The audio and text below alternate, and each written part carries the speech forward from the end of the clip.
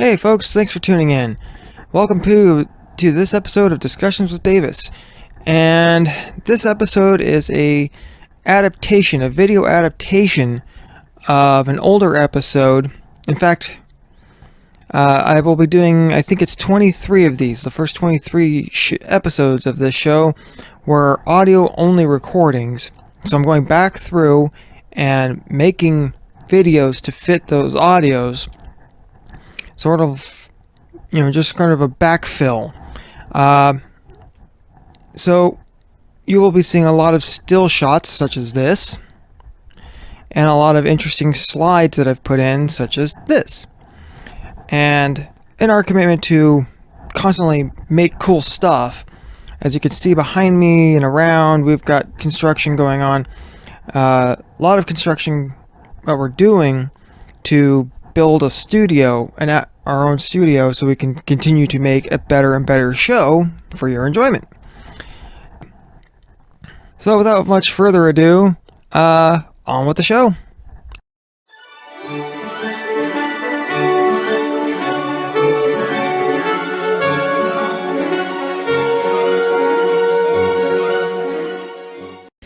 So I am the co-host, Beth, and we will hand it over to the host. Oh, is that me? That is you. Oh, okay. Jolly good. You are the host. Yes, I am Mark Davis. I'm hosting this, Discussions with Davis. Davis and Davis. Yeah. D&D? Sure, why not? I think there might be a copyright on that somewhere. I think there's something that uses that. I saw it somewhere. I heard that somewhere. I read that in a book. Kind of a motoring show, kind of a history show, kind of a science show, kind of a whatever strikes your fancy show. That's a good way of describing it. Yeah, whatever, stroking our interest this week. Yeah, whatever strikes your fancy. Yeah. Fancy. But I wanted to start with something that both of us have kind of seen. It's a social stigma, and it's young people, you're missing out. This is going to border on old person rant, but you're missing out on something that's very important. Cars. Mm-hmm. Mm-hmm. At the risk of turning into a couple, old man rants, get off my lawn, dang kids. And why young people are not getting cars. And you don't even really have to understand the critical dimensions of, how they work to enjoy a good drive. And that's, putting all the politics aside, your views on electric cars, gasoline emissions, whatever, all that. They were just like putting that aside and focusing on what a car is and what a car can be, especially to a young person. Absolutely. And I'm going to steal and pay homage to a great line from Jack Sparrow when he was talking about, when he was hitting on Elizabeth Swann there, about what a ship is. Oh, yes. Well, I'm going to paraphrase that. A car is not just four wheels and an engine. That's what it needs. What it is freedom. What it is opportunity to go and explore. And you can modify it. You can put, sticker bomb the snot out of it. You can spray paint it. You can put different wheels on it. You can make it a mark of your personal expression. It's, in many ways, a car can embody personal freedom. And when we were teenagers, which is, not going to say how long ago that was, but when we were teenagers, everyone... Not that long ago. Well, everyone couldn't wait to get their license because, 16, I'm going to go get my license and it's going to be our ticket to freedom. Yeah. Drive around and get into all kinds of mayhem with my friends. But, that's just how it was back then. I wonder if, we'll have to ask our niece, our oldest niece, do schools still have senior parking lots?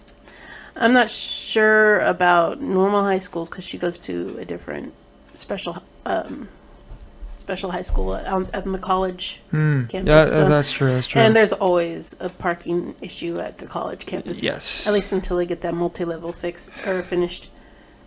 That might alleviate some of it, but Fresno City is just a...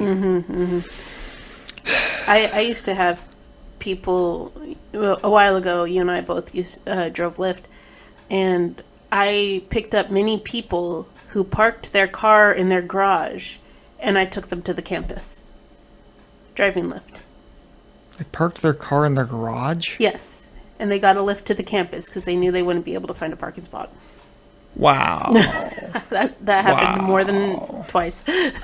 Well, in my time going there was a couple times I was a few minutes late. Not much. 5 minutes, whatever.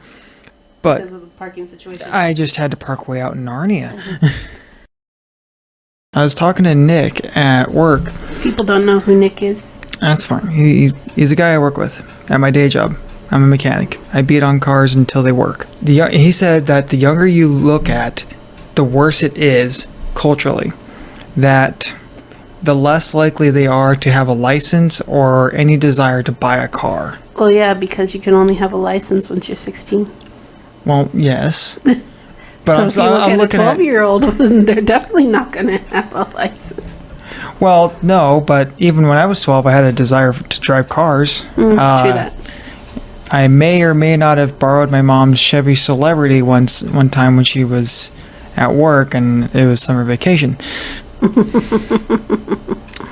When I realized that when I was stealing her Birkenstocks, and I realized her and I are about the same height, and watching her drive the car, I realized I could probably do that. I'm not saying I did, I'm just saying I was thinking about it.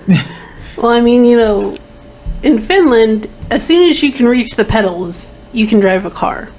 That's a lot of countries too. Well, but I kind of get why here in America you have to be 16, because just because you drive a car doesn't mean you're mature enough to drive a car. Well, no, maturity, that doesn't kick in until 25, 30. Yeah.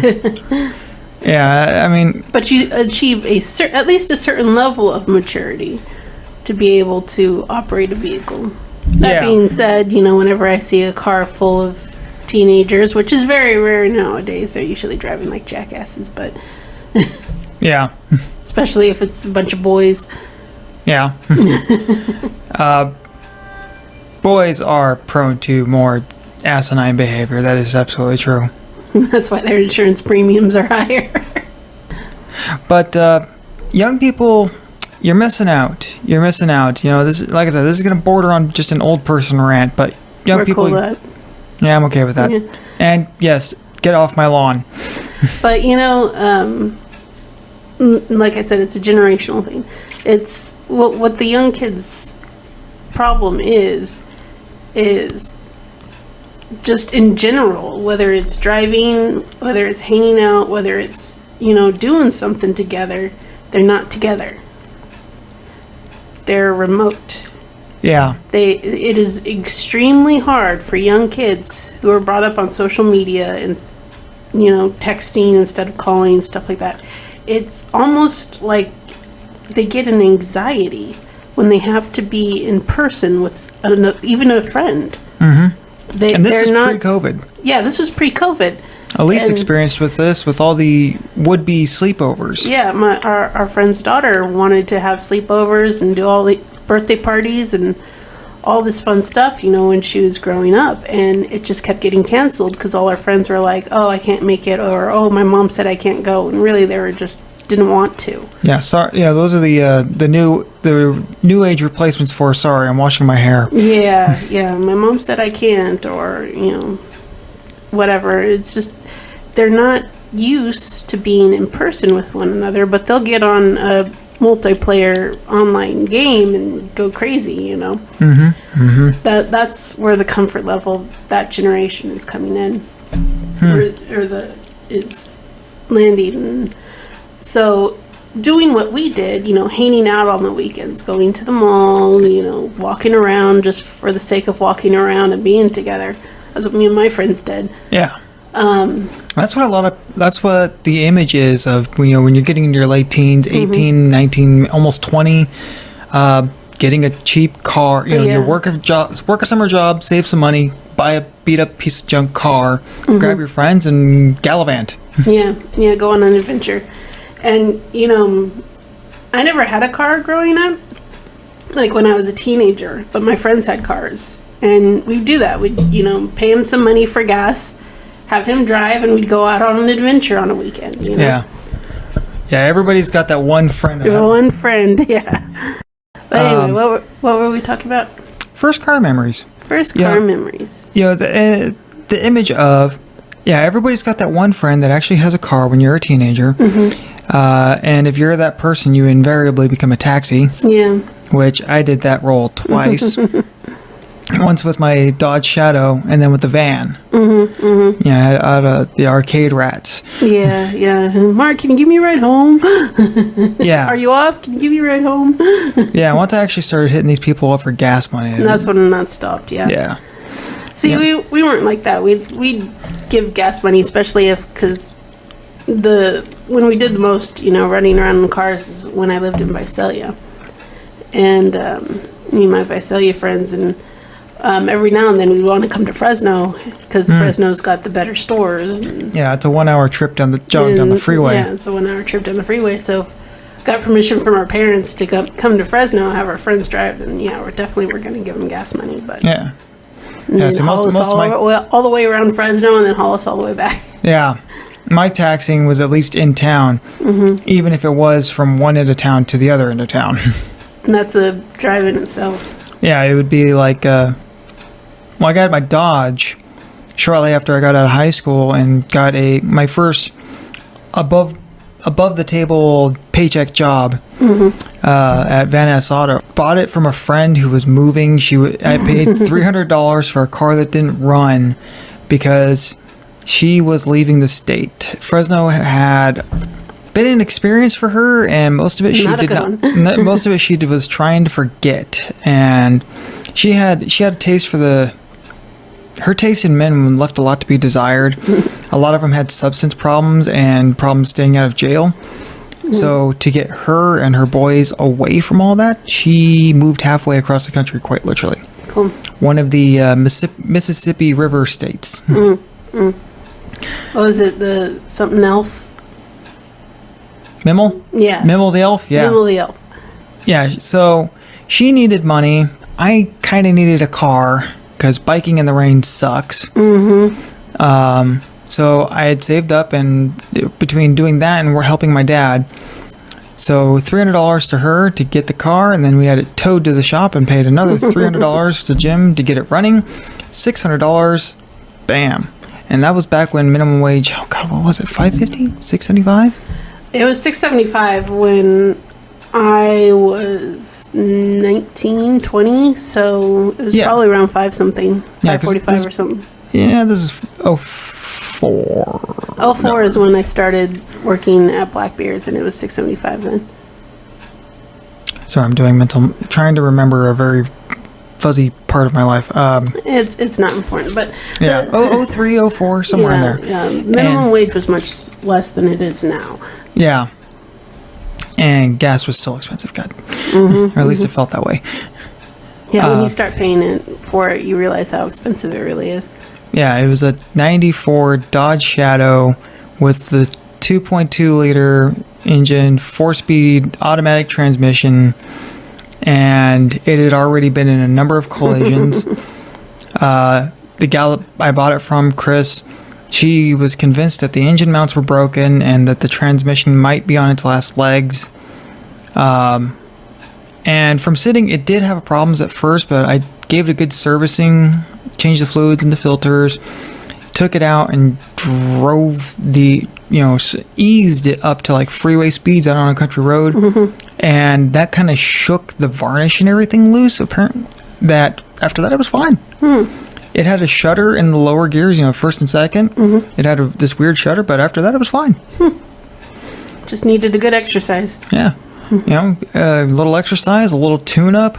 The water pump did leak, and when I changed that, half the bolts broke, but there was enough of them remaining, and I used enough RTV that it didn't leak badly. And, I just put I put that glue on there like I was icing a cake. Just all of it. I used all of it. It worked. It wasn't the right way to do it, but it worked. At least until that poor car got crashed into. But yeah, I used to load up my smoking buddies and his sisters. Cody was 400 pounds-ish. His sisters were each about 400 pounds. I was the skinnier one at about 250. And poor Alfred was 100 pounds soaking wet. So we would load up the four of us and then strap him somewhere in there. Stick him in the glove box. And we would gallivant around, giving somebody a ride. One of them needed to go somewhere. And it was this is just before the 180 extension happened. The 180 ended at Chestnut. So I could get on there at Chestnut heading west. So from Chestnut to Cedar, and it was just all K-rails. So for me, that was... That would make me... those nerve-wreck me. Yeah. I always think I'm going to take off my mirror or something. There is a risk of that. Somehow that didn't register in my 19-year-old male mind that I could kill all of us. But, Yeah, because they put them, on the inside of the line. Mm-hmm. To where there's no room for error. It's okay, put them over the line, maybe about 6 inches. That's fine. There's a little bit of wiggle room. But when they don't just put them on the line, they put them over the line, so there's no line to speak of. They always do that. It drives me nuts. Yeah, but see, for me, it just because it's so squeezed in, it felt so fast. It feels like you're doing 1,000 miles an hour. That car had no power, especially when you're loaded down like that. You got 1,000 pounds of humanity in there, maybe a little more. And doing that, because you have 4 people, that kind of spread the weight. It sunk the car down evenly.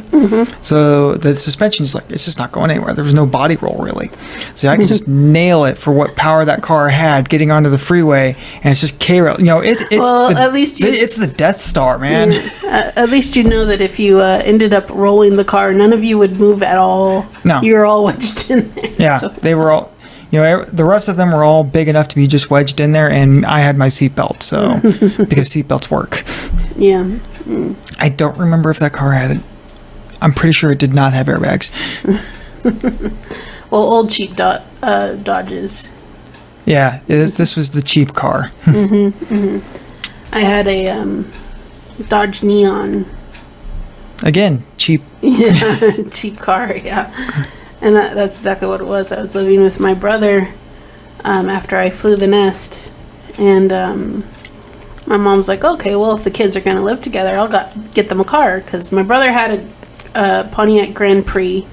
And that thing was a piece of shit and ended up dying. And took it to Pep Boys. And they said they fixed it when really they did nothing. Which apparently is common for those big chains. Yeah. And... So it just died, and so corporate America at its finest, right there. Yeah, giving good mechanics a bad name. It gets under it. That grinds my gears. I know it does. So his car died. I was. Sorry,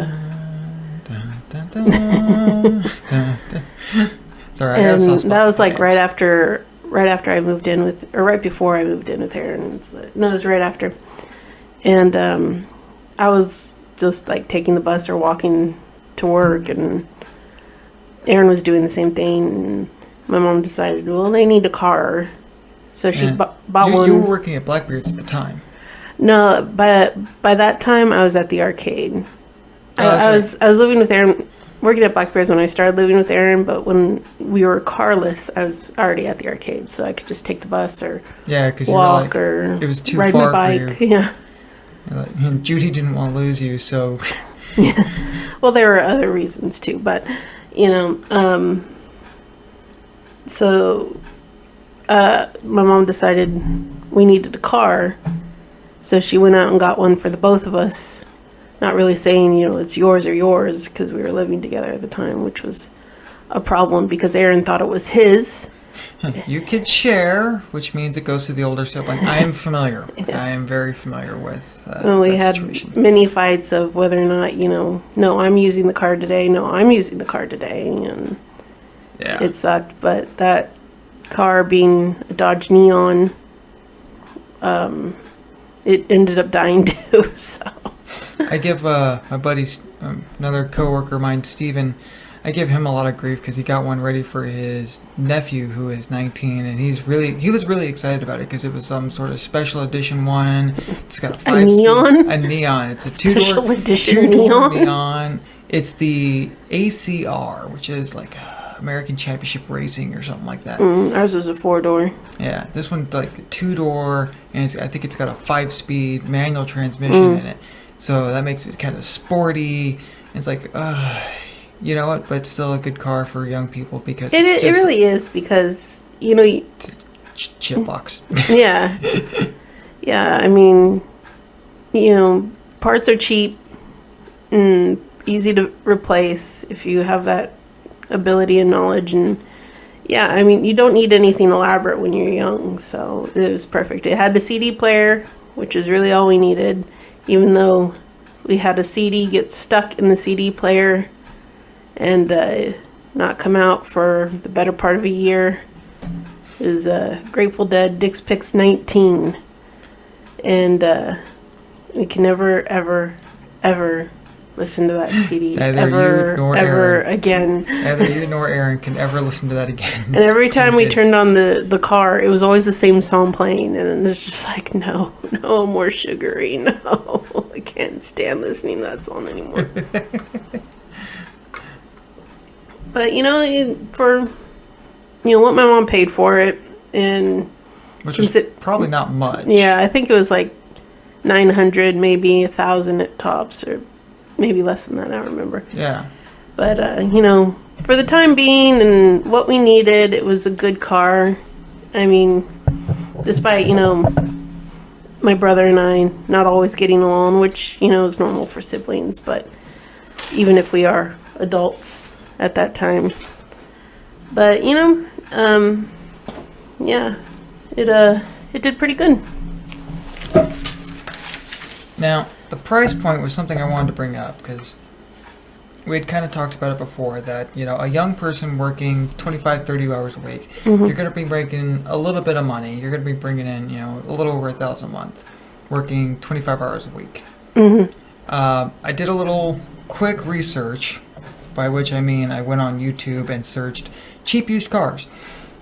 You know, I hit the internet for about 30 seconds, and for between $3,000 to $5,000, you can get an Acura TL, which is a Honda that replaced the Acura Integra. It's a Honda. It's gonna run forever. Not my favorite brand of car, but I respect the durability. A lot of speed demons like Acuras. Yeah, the VTEC boys. 99 out of 100 of them will tell you they love the car because it's got VTEC, and they have no idea what VTEC is. I have no idea what VTEC is either. Yeah, but you're not a rabid Honda fan telling us how much better their car is because it has VTEC. You know, you can get, you know, an Acura TL or its little brother, the Honda Accord. Any Scion is available for between $3,000 to $5,000, including, you know, you have one now. You have your 05 XB toaster. Yeah. I've seen. I decided I was going to rename it, Yeah? but we can talk about that later. Oh, okay. I've seen stickers, window stickers, and it says "I love my toaster," and it's got a Scion. It's got a Scion with pieces of bread sticking out of the top of it. That's it's cute. like, especially when in silver, they do look like toasters. Yeah, but it's adorable. And you know, when they first came out, I thought they were so ugly, and even when my mom bought that one, I thought it was so ugly. Well, the graphics that they put on there did not help the aesthetics. Well, I mean, it's not just the graphics they put on there. It was just the shape of the car. Okay. And I thought it was, you know, ugly. And it's a box. It's a box, but, you know, it gets me around. It's a plucky little car. It's gutless, but, you know. Well, and also I want to take a step back and I say, when I say graphics put on the car, it was for a cottage business. Yes. PC Techs. Yeah, which is long since been dissolved, but. Yeah. But, you know, it had some funky fonts. Yeah, funky fonts, lots of colors. So my brother nicknamed it the clown car. Which, actually that kind of suits it as well because you can fit more people in that car than you really think you should be able to. I learned that driving Not comfortably. Lyft. Not comfortably, but, when you're drunk, people will pile into that back seat. Yeah. It's got terrible boot space, though. No trunk space. Not much. Well, if you did okay at Tetris, you can easily fit a week's worth of groceries. Yeah, but if you have a car full of people and you're going on a trip, forget about it. Oh, no. Yeah, that's true. For that, you would need... To rent a car. To rent a car. Yeah, you would need, the Acura, the Honda Accord, the Acura TL, the Pontiac GTP, which is kind of like Sherry's cars. It's a big, long, four-door sedan. It's got a trunk a mile long. You fit like 3 dead bodies in there. Yeah, you could easily fit 3 dead bodies. And here's something for the motorhead out there. If you're lucky, you could find one that came from the factory with a supercharger on it. More power, more go. Yeah, buddy. Well, I mean, Sherry's car, it's got kind of a supercharger or power boost, like, because Jen figured out, you press down on the gas, it'll go. But if you tip your toe forward, it like engages like supercharge and it goes way faster. Yeah, it's probably got the supercharger on it. Which when those things spool up, look out. Yeah, because Sherry didn't know about it, but she is an old lady, so she drives like one. Well, I mean, she's sweet. She's sweet, and doesn't see very well, so she's got to drive slowly. But that's true too. And so Jen was just kind of out driving her car one day, like hers was in the shop or something, and this is my friend, for those of you who don't know. And Jen only has one driving foot, her angry foot. Yes. And so she was just kind of messing around with it, and she tipped her toe forward and like took off. She's like, whoa, what the hell was that? Well, she was used to her Sentra at the time, wasn't she? Yeah. Yeah, which, also not that fast of a car. So to get into that big bruiser of a sports sedan? I guess you would call it Pontiac's 2-door or 4-door? It's a 4-door. 4-door, so it's, sports sedan. But it's big, and it's comfortable. It is very comfortable. We took it to Disneyland once, and I sat in the back seat, and I was just lounging like, oh, this is comfy. Sofa on wheels. Sofa. And also, so was the Dodge Dynasty we had. Big, lazy boy on wheels. Yeah, it was my grandma's old car, and she bought it, I think she either bought it new, or it was like, like really secondhand, like someone bought it and returned it immediately, and then she bought it. I don't remember, but she's had it for like most of my life, and when she very, very reasonably decided that she should not drive anymore, which helped out my dad a lot, she gave it to me because I was the only one with a license at the time that didn't have a car. And Aaron still had the Neon. Aaron had the Neon, and he didn't have a license at the time. So, but yeah, so she gave it to me, and it was just like, oh, that's why she bought it. It was comfortable. It was like driving a lazy boy chair because you had the armrests. It was soft and cushy. The ride was super smooth, and for looking like an old lady car, it was super comfortable. Well, you had an armrest on the door, and the seat folded down. It had 3. So this is something that was kind of gone by the late 90s. It was a 91. And the seat would fold down in the middle. So you could either put 3 people in the front seat, or you could fold that down and have another armrest. So you had an armrest on the door, an armrest in the middle. You hit the cruise control, and you just steer with your thumb, man. You're on the freeway. You're just holding it in the lane with your thumb. You've got your, at about the... I was always afraid to use 4 o'clock cruise position control. there. I was always afraid to use cruise control. It's like, okay, what if it malfunctions and decides it doesn't want to turn off? The brakes could overpower it. The brakes could easily overpower it. That car had good brakes. Yeah, it did. Yeah, it had to. There was a lot of mass to stop. It has a tank. But anyway, as far as, kids saving up some money and getting something new. Yeah, not even anything new, and kids don't need anything new. No, actually, no. And to an extent, older is better because they were simpler. Parts are more available. You said earlier, parts for that neon. Those cars, anything 10 to 15 years old, parts are going to be cheaper. They're going to be more readily available. And if you need something that's hard to get at a parts store, you might be able to get it at a salvage yard or as parts recyclers. A fender, a blinker, a headlamp assembly. But even if the mechanics aside, even if you have no intention of working on this car on your own, just think of your kids. How clean are they? How many? What's their bedroom like? Whatever their bedroom is like, that's what their car is going to be like. Yes, parents, if your child was fond of shoving everything under their bed and then declaring their room clean, guess what they're going to do with their car? If you had to remind them once a week to get all the dishes and cups out of their room, to harvest their room, there's going to be a lot of, half-drink Starbucks and Dutch Brothers cups all over their car. Yes. And because I've seen this as well, if your child feels the need for a radar detector to be mounted to the dash of their car, Lord. I guarantee you this child is not observing roadway laws. I guarantee it. I have seen these parents in denial. I remember there was one that had three different radar detectors on the dashboard. Much. Well, and it's very safe driver. The guy actually looked right at me, and I could tell he was serious. That's like, no, she doesn't drive that thing that fast. And I almost asked him what he considered fast. It's like, why is there a need for 3 different radar detectors if she's not planning on breaking the law? Yeah, if you're not flying at about $1.20, why do you need to know if the cops have your radar right now? Exactly. Yeah. That's why a lot of, I think it's illegal to own a radar detector.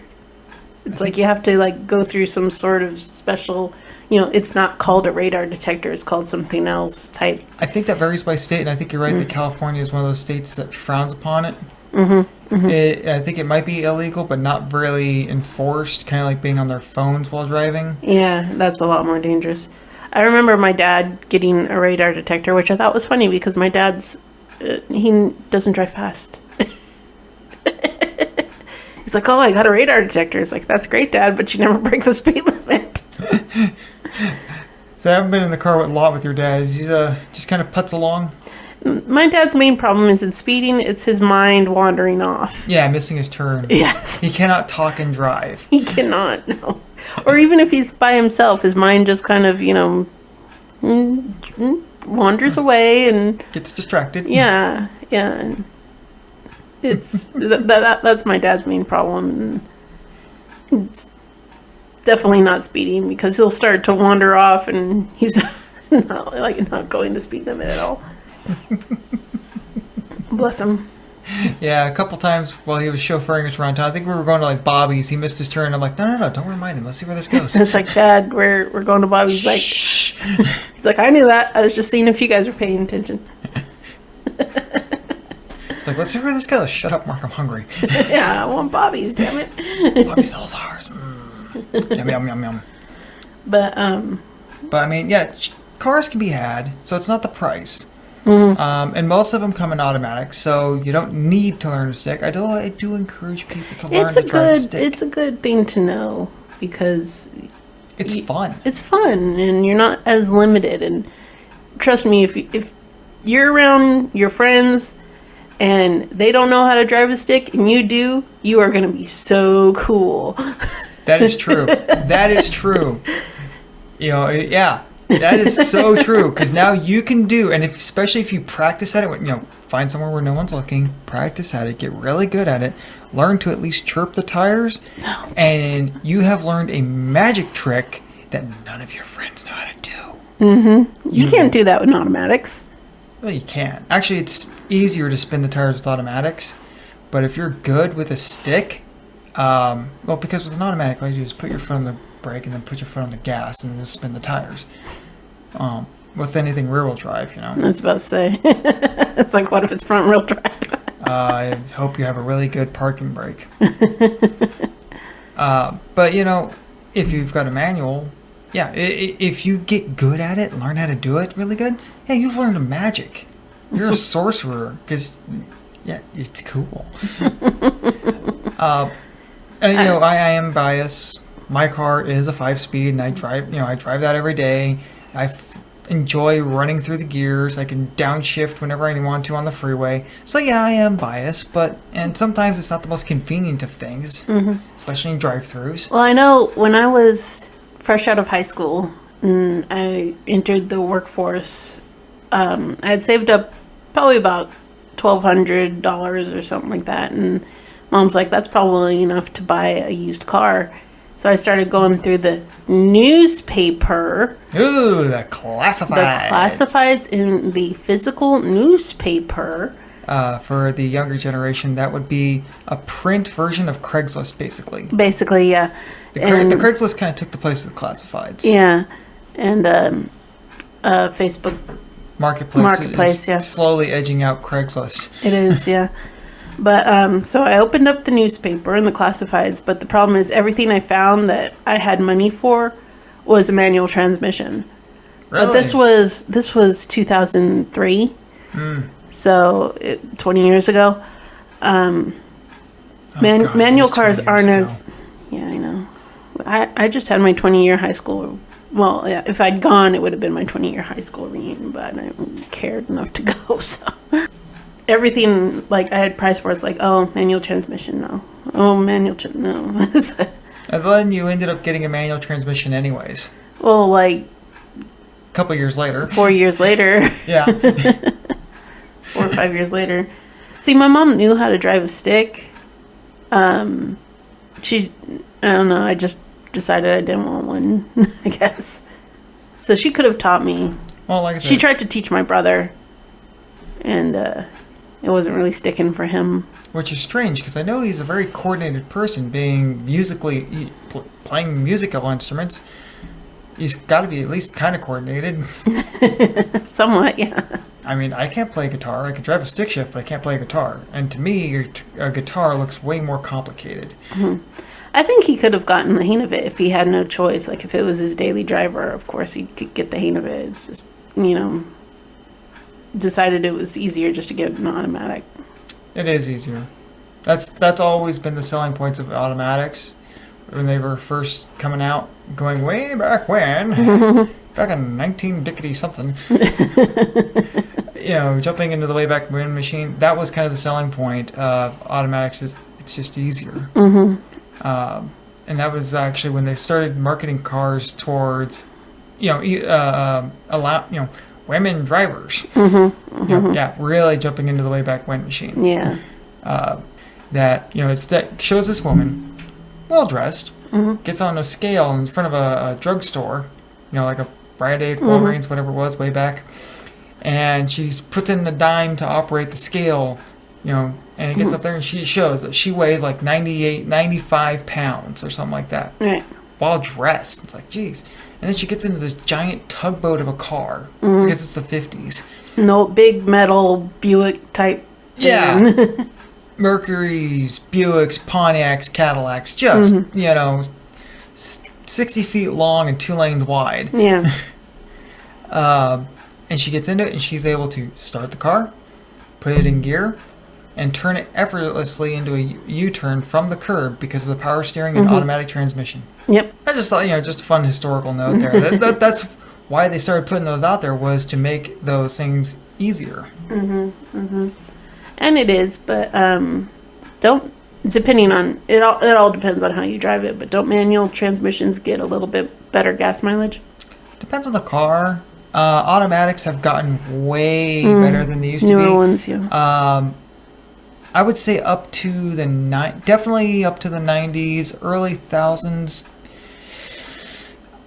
Might vary by model a little bit. It was starting to even out, but by now it's about the same, if not actually slightly better in an automatic because it's harder to compare because very few vehicles have manuals anymore. I know. I would actually have to really research that, not just a 30-second internet search, but actually go on like an EPA website and look it up. See, automatics are easier, but manuals are more fun. Yeah. Automatics have actually gotten to the point to where if you want to win at a race, most race cars now are automatics. Yeah, they have launch control. Wuss. Launch control is for wussies. Learn to drive. Doesn't know how to drive their car, yeah. Learn to drive your car, you dinkus. But that's all for adult-ish people. Yeah. Yeah. Not yeah, kids. Yeah, because people driving a 04 Acura TL or a 2000 Celica, those aren't going to have launch control. Your launch control is your foot coordination. How to not burn your clutch. Yeah. Cost is not that bad. Insurance is going to be bad, yes. Yes, the insurance is going to be the kicker. The insurance and the registration, depending on what it is. 4-doors are going to be cheaper than 2-door. That much I can tell you. For insurance? Mm-hmm. Because you're less likely to go out and do something stupid if you have a 4-door car? Supposedly. Coupes are seen more as sporty. Uh-huh. That actually dates all the way back to the 70s. When they started the muscle cars. The muscle cars, yeah. That was one of the things that started to kill muscle cars. A lot of muscle cars weren't put out there to be family sedans. They were out there for, people racing between the lights. Yep. But that was why you started to see more 4-door-ish muscle cars, and they actually started to make the back seat a usable space going into the early 70s and even into the mid 70s as the cars got worse and worse. The insurance premiums and things like that, it was cheaper, and I think it still is cheaper, even if marginally, to get a 4-door. So that really sells the Accords, the Scions, the Pontiac, the Acura, the Camrys. Camrys are everywhere. Everywhere. Oh my gosh. And Camrys and Altimas. Camrys and Altimas. You can usually find 3 at every We used to do that. That was a game for us. Yeah, it was a game for us. It's like, okay, 1, 2, there should be one more. Oh, there it is, number 3. Yeah, in the space of, we'd pull into the light and start looking for them. Yeah. Altimas have, I don't think they make Altimas anymore, but yeah, they still make Camrys. Yeah. And you could still pick up a fairly moderately low mileage. You could find one for about 150,000 miles, which for most of those cars, that's not a problem. Early 1000s Camrys, late 90s, early 1000s, get the 4-cylinder. Yes, the V6 has more power, but the 4-cylinder was a better engine. It's going to last you longer. It's going to last you longer. Without getting too much into the details of which ones, there was 2 generations of V6 in those. The M series was a piece of garbage, prone to oil leaks and various problems. The G series, which came later, more 07 and up, V6, much better engine, so you can get if you're looking at about a 2010 Camry and it's got a V6, you're probably okay. An 01, 02 Camry, it's got a V6, no, probably not. Just get the 4-cylinder. It was a better engine in that era. Less practical consumer advice. Yes, and better gas mileage. So, I mean, it's out there. Your parents are getting tired of carting you around, kids. Yeah, that your parents got enough going on. They've got their own lives to live. They've been looking forward to getting you out. They're not going to tell you this, but I will. They've been looking forward to you getting out of their house for the last 15 years. If you're 20 now, you probably stopped being cute about 15 years ago. Get out. Your mom wants her craft room. Your dad wants the gaming room or man cave of some sort. Yep. They've got plans for your room, so you better give it. Your parents love you, but they have a life outside of you. Yeah. It's time for you to start your life. And having to leave work in a hurry after working for so long to go grab you and hurry you somewhere because you don't have your own car, it's taxing on them. It's taxing on them. And you know what? As you're getting your car, getting a job, getting an apartment, they're going to be proud of you because you're an adult. It's going to be bittersweet because they're, my baby bird's flying the nest. Yeah, they're going to cry. They're going to get emotional. And they might say, ask you, it's like, are you sure you want to do this? Yes, do it. Become an adult. It's so liberating. It's so much fun. When you're an adult. Yeah, despite what, society makes it out to be, adulting isn't hard. No, no, it's not. You just learn to, if you make this much money and only spend less than that, you will always have money. Mm-hmm. Yeah, it's learning how to do it responsibly. It's not hard. Don't spend money you don't have. Yeah. And make sure you have enough to pay your living expenses. It's not hard. Just pick a bank, open a checking account. Not hard. Mm-hmm. Mm-hmm. If you've got $50, you can do it. Yeah. I mean, I actually started my first savings account while working at Blackbeard's because I got tired of trying to find check cashing places and paying to pay my paycheck, to cash my paycheck. Yeah. Like, why am I paying money to get money I worked for? Exactly. And working in the storage industry, especially when people paid their rents in money orders, it just looks bad. Oh, yeah. It's like you don't have a bank account for a reason. And that reason is usually you did something stupid or you're not legally able to. Yeah.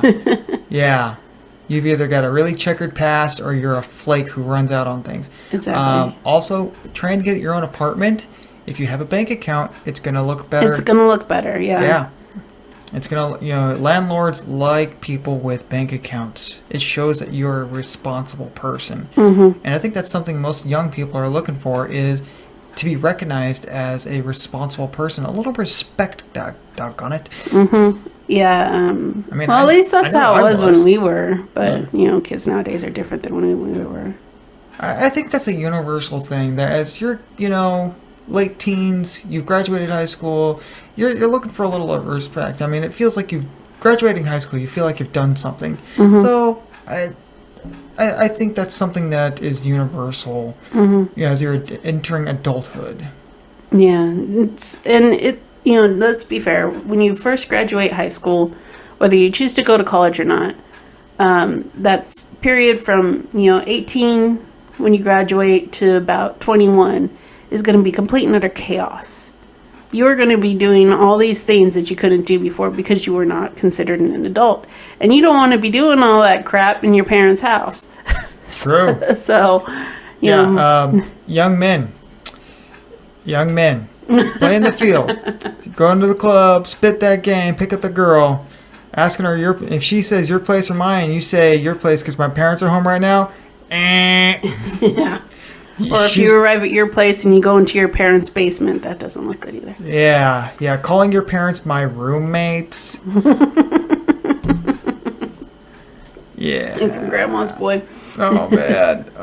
That's funny. Yeah, that's gonna she's gonna be walking away, man. She's walking away. But can we go to your place? My parents are home right now. Yeah. No. That date's over right there. But even if it's not playing the field, it's getting into, you don't want to be sneaking into your parents' house at 19 years old because you were out doing God knows what till 4 a.m, Yeah, well, and so that comes back to the respect and becoming an adult. Sneaking into your parents' house, sneaking back in because you're out past curfew.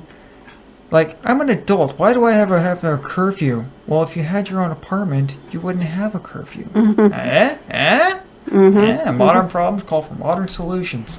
Mm-hmm. Yeah, because when I finally left the nest, I was 19 or 20. And, I'd have days where I would stay up for like 2 days straight. Yeah. Oh, man. I still had that kind of energy. Yeah.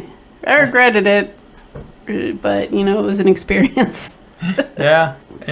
Staying up all night, playing video games, the only person you have to answer to is yourself the next morning when you realize, oh man, I gotta go work. The number of times I dragged my carcass to the arcade with my eyes still hanging out of my head. Mm-hmm. Mm-hmm. Not counting the times you had to call and wake me up. Mm-hmm. So, Mark, you were supposed to be at work 15 minutes ago. Oh crap, I'll be there in 5 minutes, even though you lived like 25 minutes away. It sounded good. Yeah. In my half asleep, slightly hungover state, that showed that I realized I had done bad and I was going to hurry to hustle. That's your way of saying I'll get there as soon as I could. Yes, it was easier to say than I'll be there ASAP. Yeah. I to do that with a lot of you guys. Young men are irresponsible. Yeah, I had to call and wake you up and say you were supposed to be here X amount of minutes ago. Young men are just irresponsible. Exactly. Which is the point I was making. So if you're going to be irresponsible, do it, by your own rules and not have your parents have to bitch at you about it. Right? Yeah. Yeah, I'm an adult. My parents don't get telling me what to do. Well, get your own apartment and then they can't. Mm-hmm. Yeah? Yeah. Freedom, baby. Mm-hmm. But we've gotten off topic here a little bit. Just a smidge. Just a smidge. Say, when you get a car, yes, even if you are a teenager, you are going to have to get a job because you need to put gas in that tank. Your car is not much use if the gas tank is empty. No, and actually that brings us up to the next thing. Something I saw, one of my 30-second internet searches of why people are not getting cars in the bigger cities. Now, this isn't a problem in our town. Fresno, kind of spread out, not super urban. It's only about 500,000 people. But in the super urban places, Portland, Seattle, New York, Atlanta, LA, Frisco, the city. It's very big of them. Fixed gear bicycles. I saw a couple guys doing that at Fresno City College. The fixed gear bicycles, fixies, or some of the really big towns, electric cycles. We've seen a few of those around town. Electric scooters. People just grab those. But here's the thing: those are fine for when it's good weather, and when it's not too bad outside. But when it rains, or if you're above the elevations, above the latitudes or elevations, what about when it snows? Mm-hmm. You're not going to be riding your Razor scooter in the snow. So at that point, you'll pay someone else to drive you, get a Lyft or an Uber. Yeah, or if one's available. Or take the bus. Yeah, if the buses are running. If the Lyft or Uber Well, is to be available. honest, if the buses aren't running, chances are you probably shouldn't be driving either. Yeah, touche. Electric cycles, electric scooters. Those are I mean, fun. those are cool. Those are good if you're like in college, living on campus, just to get around campus. Yeah, you're not hauling your groceries home. You're not hauling your groceries home on that, and it's good. It doesn't take a lot of electricity to charge it back up, so you can just go home and plug it in. And again, young man, she's not going to want to ride tandem on your Razor scooter. Yeah. Yep. And if you don't have a back seat, nothing's happening in the back seat. That's right. That's right. Can't get. I mean, this might be a really old cliche. It's probably not even relevant anymore. But just remember that accidents in the back seat cause people, and people in the back seat cause accidents. Hey-oh. Jeez. Mark is a dad and is full of dad jokes. Yup. Keep all my jokes in a dad base. No. Okay, I saw that one from a commercial. But, it was a Taco Bell commercial, and I like Taco Bell. So. Taco Bell sounds good. Yeah, it was their cheesy burrito thing that they're promoting right now. That was really good. It is really good. Yeah. Go get some Taco Bell. Brought to you by Taco Bell. I want some Taco Bell. I want some Menchie's. That sounds good. Menchie's? Yeah. Oh, wow. You haven't mentioned them in a long time. I haven't been there in a long time. Well, I'm sorry. There's only one of them in town.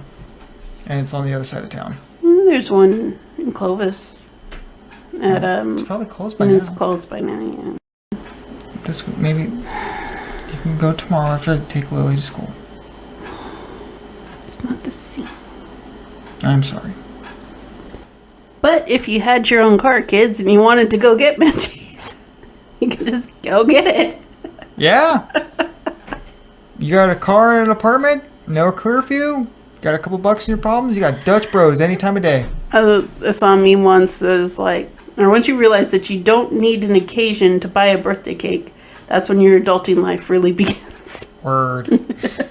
I can't remember. I think it was maybe Dan Cook. There was a stand-up comedian. It's like, I can get 3 birthday cakes and write on them, I have it written on the cakes, breakfast, lunch, and dinner, and no one can stop me. So you just have to deal with the calorie count. Yeah. I've told Mark before, and he's done it before. It's like, you're an adult, and you can have ice cream and cake for breakfast, and he has. Yep. And as long as our daughter doesn't see him. Which she doesn't, because I get up early. Yes, it's fine. I'm not going to say he can't. He's an adult. Yeah. Unless, of course, that cake was supposed to be for a special occasion, in which case then no, you shouldn't eat the cake. I haven't done that. No. Luckily you haven't ruined any cakes before we were supposed to give them to people. Although I gotta be honest, there was a moment of, wait, did I do that? I don't think I did that. Did I? No. Just say no. Say no and then wait to see if she proves you wrong. No. Cars are your ticket to freedom, and it's a step in the right direction of becoming an adult. There's a world of opportunity, adventure, and excitement happening out there. If you're going for a job interview, one of the main things they're going to ask you is, do you have reliable transportation? Oh, And the practicality of it. Yeah, and if you say, I take the bus, then that's going to look bad because buses don't always run on time. Nope, and neither do Lyfts and Ubers. Nope. You're limited by what's available. Yeah. So. And if you're thinking about taking your electric scooter or cycle, if your job is just outside of your battery range or whatever, I mean, I guess the argument there is, well, what if my car runs out of gas too? Well, but you have, you can stop and get gas in like 5 minutes or less. True. It takes a lot longer to charge a battery. Yeah. And you can't do it once you've already left the house. Yeah. Unless your boss has somewhere where you can put your charger or something. And bosses don't usually like it when you charge things on their electricity bill. No, especially not in California. Yeah. Where we're told not to charge our electric cars. But we should all be driving electric cars. But you could buy them. You could buy them, and you should buy them because it's good for the environment. But don't charge it. But don't charge it. Yeah. Don't charge your electric things during peak hours. Yeah. But and when it's raining. Yeah. Well, I'll just take a Lyft. I'll take an Uber. Guess what's going to be in really high demand, and you may or may not be able to get one because everyone else is taking a Lyft or an Uber because it's raining. I mean, a lot of times my quote-unquote reliable transportation was my bike. Yeah. And mine too. Yeah. And if it was raining, oh well. Trash bag with a head hole in it. Or take a change of clothes to change into once you get there. Yeah. Yep. You're going to be all wet. Yep. Oh man, biking in cold. Yeah. It's like, the old analogy of running through a cornfield, biking in the rain. Yeah. Oh. Especially like January, February when it's the coldest. Bitter, yeah. That's the coldest months here in Fresno. Oh, just ice hitting you in the face. Yeah. Ugh. And your hands become so frozen you stop feeling them. Yeah, well, I mean, if you're lucky, you stop feeling them because then it doesn't hurt anymore. Yeah. But if you've got just enough feeling in them to actually, it's just pins and needles and pain until the next car splashes you, and then they're cold enough to not feel it anymore. But then the feeling comes back and it's just hurt. And so, yes, I've done that. I've, used my bike to get, as my daily get about, and I can honestly say that owning a car is 10,000 times better. You don't get wet in the winter. It's got a heater. And maybe even air conditioning in the summer. If you need to haul anything, you can. you can go shopping, put your stuff in it, drive it, take it to your house. You don't have to arrange a pickup. Yeah. Cars, they're awesome. They're awesome. And even if the car, when you're shopping, and this is something that I've complained about, cars are boring because they all look alike. They're not new ones, yeah, especially in the early thousands to early teen thousands. Just little oblong jelly beans. They all look the same, yeah. They're jelly beans. Yeah, it's but you know what, guys? That's what stickers are for. Yeah. Sticker bomb the snot out of it. It's like I've seen more modern cars and I've asked, it's like, okay, you look at classic cars, they look cool. It's like, oh man, I would love to have, an old such and such, because it just had style. It's like, 50 years from now, who's going to look at the cars of today and say, oh, that had style, I'd love to have one of those. Yeah, it's a very niche market to look at an 03 Celica and go, yeah. I mean, I might be that guy. But you're a freak, so. Yes. I mean, that car show that I went to with Mike and AJ and all them, or I can't remember. Jared. Mike, is in SoCal. Mm-hmm. The car I remember most vividly was actually a barn find, 73 Corolla sedan. It was white. and it was in like perfect condition, except it was missing the right rear hubcap. That's it. It was a barn find? He bought it off some old guy for like $1,500, did a few things, got it running, polished it up, took it to the show. That's the car I remember most vividly, so that's just how much of a freak I am. I also stumbled onto a Japanese classic car magazine while I was there. And that was the highlight of the show for me. That was the part that stuck with me the most. So yes, I am a freak. So yeah, cars may be boring right now, but it's still better than not having one. And you know what? My first car was a boring car to look at. Yeah, I mean, the neon and the shadow, they were jelly beans. The shadow was kind of polygon, but it bordered somewhere between boring and ugly because it was 3 different colors. Well, that van you had, we called it a patchwork van because every panel was a different color. That was because I replaced the doors because they stopped working. Yeah, Vincent. I named it Vincent Van Gogh. Yeah. Yes. Well, it had power windows, and they'd stopped working, and I didn't understand how to fix them. So I went to the junkyard and got doors with manual windows, so I could at least roll the windows down because the AC didn't work. I remember the radio didn't work either, so you took your boombox and stuck it between the seats. Yeah. The one thing that did work was the cigarette lighter, which is convenient because you had your plug-in converter thing. Yeah, I went to AutoZone or O'Reilly's and got me or actually at the time Craigan's, history note. Yeah. I got a little inverter so I could plug in my boombox, and I bungee cord that to wherever and got some speakers. Yeah. I did that in the Corolla too. Did you? Yeah. Oh man, I had some big old speaker boxes in the back of the Corolla. I'm surprised I never blew the windows out. Jamming down the street to Pantera and Led Zeppelin. Nice. Yeah. The Corolla was probably the most interesting looking because it was a 79. So it kind of stands out. I remember there was no passenger seat in front. That's because it was actually the wrong seat for that car. It didn't fit. Oh. Because you took that out, and like whenever you drove me somewhere, I felt like Miss Daisy because I sat in the back seat while you chauffeured me. Yeah.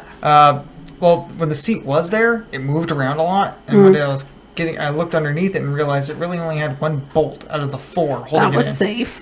Yeah. So that came out, and then I was in the junkyard one day and I realized 79 was last. This is really getting into nerd stuff. Nerd freak stuff that only people like me enjoy. That was the last year of that body style, and I was in the junkyard and I saw one from the next body style up, the 80 to 87, I think. No, 85. And that seats that were in my wagon were exactly like what was in the junkyards from the next body style up, and it's like, oh, I have the wrong seats. And I saw another one that was the same body style as mine. That late set, like 75 to 79 body style, it's like, yeah, I got the wrong seats. No wonder they don't fit. So that's why I changed them out later on. But yeah, that's why I had to pull out that front passenger seat. Yeah. Yeah, it was terribly unsafe. That whole car was unsafe. Yeah, I'm surprised it lasted as long as it did. And what finally killed it, I didn't find out until years later. When I was taking the engine apart, the timing chain had jumped a tooth. That's it? That's it. It's a small thing, but it's really into the guts of the engine to find that out. So it would have been an engine tear apart. It was slight engine tear apart to do that, and I didn't know that then. I didn't have that knowledge. I would have had to taken it to a mechanic and pay way more than that car was worth. Oh yeah, definitely. Considering I paid $400 at a tow yard, $400, and I drove it home. And it smelled funny. But hey, man, it was rear-wheel drive. It had a 5-speed transmission. It was a 4-cylinder Toyota. It was exactly what I was looking for. Those were the boxes it needed to tick. Those 3 things: 4-banger Toyota, 5-speed, rear drive, and it was a wagon. I could throw anything I needed in it. Trunk space. Then the van. Again, I could fit anything in it, and I often did. Yeah. I fit my bicycles in it. I could fit like 12 arcade rats. Yeah. Some on the inside, some on the outside. I never killed anybody. I know. Not through lack of effort, but yeah.